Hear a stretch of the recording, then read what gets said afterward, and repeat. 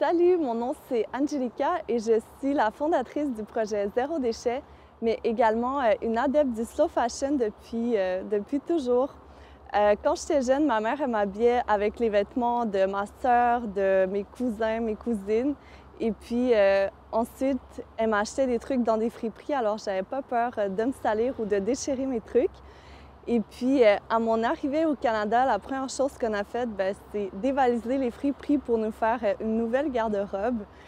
Et ensuite, j'ai eu une petite phase où j'ai eu mon premier emploi. Alors, j'avais vraiment envie de découvrir qu'est-ce qu'était le vrai shopping. Alors, j'ai fait du shopping à n'en plus finir dans des magasins neufs et tout, mais c'est pas, je n'ai pas gardé cette habitude. Et puis voilà, maintenant, je vais vous parler de comment avoir une garde-robe responsable. Pour une garde-robe responsable, qu'est-ce que je vous suggère de faire? C'est vraiment de savoir qu'est-ce que vous avez déjà dans votre garde-robe. Alors, faire des tris réguliers de 2 à 4 fois par an dès le changement de saison. Moi, je fais 2 grands tris à l'arrivée de l'automne et puis ensuite, à l'arrivée du printemps, je fais vraiment le changement de toute ma garde-robe. Puis comme ça me permet de savoir est-ce qu'il y a des vêtements que j'ai pas portés depuis plus d'une saison ou quoi. S'il y a des vêtements que j'ai pas portés, je m'en débarrasse et puis je vous en parle plus tard comment. Ensuite, vraiment savoir comment sont rangés vos vêtements. Alors, vraiment les avoir à la vue, puis pour que vous puissiez les trouver facilement. En moyenne, on porte vraiment 20 de nos vêtements 80 du temps. Alors, ça ne sert à rien de garder des vêtements qu'on ne porte pas. Alors, moi, ce que je vous suggère de faire, c'est vraiment de faire un tri à la méthode KonMari. C'est une méthode japonaise pour ranger nos vêtements, mais aussi faire le tri de notre garde-robe. Alors maintenant, je vous dis quoi faire avec vos vêtements que vous ne voulez plus, que vous voulez vous débarrasser. Premièrement, pour éviter que vos vêtements soient abîmés, ne les lavez pas après chaque fois que vous les avez portés. Vous pouvez les laver après les avoir portés 2, 3, 4 fois, dépendamment de comment ils se salissent. Et puis, si jamais vous avez des vêtements qui sont troués ou qui sont vraiment abîmés, vous pouvez soit les transformer en tawashi, c'est une petite éponge pour faire la vaisselle, sinon vous faire des petits mouchoirs zéro déchet ou bien les utiliser comme torchon ou bien pour essuyer vos chaussures. Je vous laisse découvrir toutes les DIY que vous voulez en ligne. Sinon, vous pouvez aussi les donner, par exemple, chez une couturière. Parfois, ils ont des petits bacs qui ramassent les bouts de vêtements, puis ils les donnent aux artistes ou bien eux, ils s'en servent pour réparer des choses. Sinon, vous pouvez toujours voir dans les groupes Veux-tu ça, toi, par exemple, pour voir s'il y a quelqu'un qui est preneur de vos vêtements que vous n'aimez plus et qui sont abîmés. Ensuite, comment magasiner de façon responsable? Alors moi, c'est sûr que j'adore magasiner sur Marketplace, sur Bon Magasinage, sur Upcycly. C'est vraiment des endroits où on peut trouver des bons vêtements puis facilement. Sinon, on peut les acheter en friperie. On peut également, moi je recommande toujours les friperies qui ne sont pas des grosses entreprises, comme ça on encourage vraiment une mission. Sinon, on peut échanger ses vêtements avec notre famille, nos amis ou bien au Schwab Club que je n'ai pas encore testé.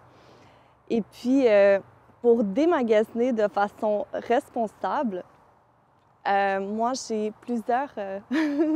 j'ai plusieurs conseils parce que ça fait 4 ans que je démagasine mon garde-robe, mais il finit toujours par se remplir. Alors, première chose, je les vends souvent sur Marketplace. Il y a certains vêtements que je tiens, alors je préfère les donner à ma sœur ou à des amis que je sais qu'ils en prendront soin. Ensuite, il y a aussi la plateforme Bon Magasinage qu'on peut mettre certains vêtements. Ou bien, si on n'a pas vraiment envie de gérer la vente de vêtements, on peut simplement les apporter dans une friperie près de chez nous.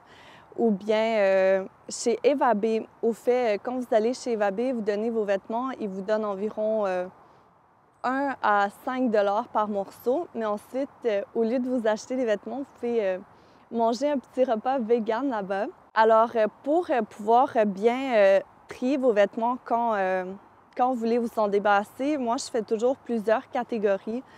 Vraiment, comme je vous ai dit tout à l'heure, donner à nos amis, à notre famille, friperie et tout.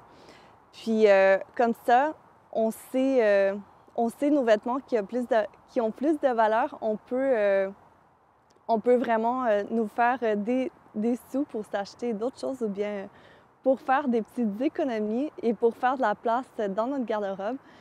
Et enfin, pourquoi je suis adepte du slow fashion? C'est parce que quand j'achète un vêtement, je sais qu'il y a quelqu'un d'autre qui l'a déjà aimé avant moi, qui l'a déjà porté.